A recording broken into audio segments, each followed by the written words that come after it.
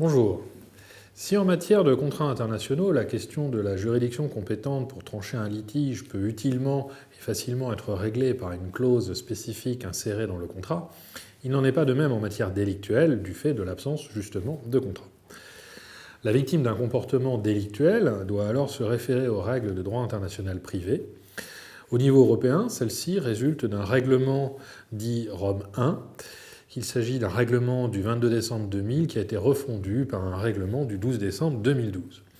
Ce règlement pose les principes suivants.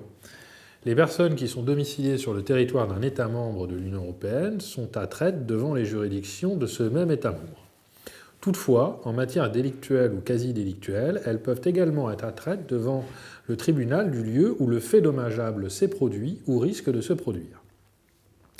Une décision de la Cour de justice de l'Union européenne du 21 décembre 2016, qui a été rendue à la suite d'une question préjudicielle posée par la Cour de cassation française, vient préciser les conditions d'application de cet article dans le cadre d'un litige relatif à la violation d'une interdiction de revente hors réseau, par le biais de sites internet français, mais également allemands, britanniques, espagnols et italiens.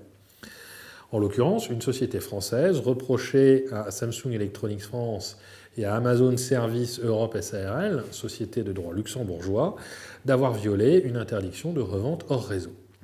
La Cour d'appel de Paris avait estimé les juridictions françaises incompétentes pour les sites d'Amazon qui opéraient hors du territoire français, même si ceux-ci étaient accessibles depuis la France. Au niveau français, il existait jusqu'à présent une différence d'appréciation entre la chambre commerciale de la Cour de cassation et la première chambre civile de la Cour de cassation. La première estimait les juridictions françaises compétentes dès lors que le site étranger s'adressait directement au public français. C'est ce que l'on appelait la théorie du site dit actif.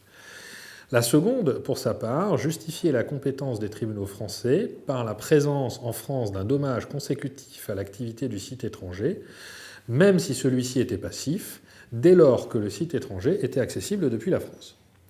Dans sa récente décision, la CJUE a adopté le raisonnement suivant. Le demandeur qui s'estime victime peut choisir d'engager l'action devant le tribunal du lieu du domicile de l'auteur du dommage ou devant le tribunal du lieu de matérialisation du dommage. Dans ce deuxième cas, il convient toutefois que le droit du pays en question protège le droit dont la violation est alléguée. Au cas d'espèce, c'est le cas puisque l'article L442-6 grand 1 sixièmement du Code de commerce français sanctionne la violation d'une interdiction de revente hors réseau. Le dommage se matérialise par ailleurs, selon la CJUE, sur le territoire de l'État du demandeur, dans la mesure où la violation d'une telle obligation se matérialise et entraîne la réduction des ventes du demandeur. Il y a donc bien un dommage dans le pays du demandeur.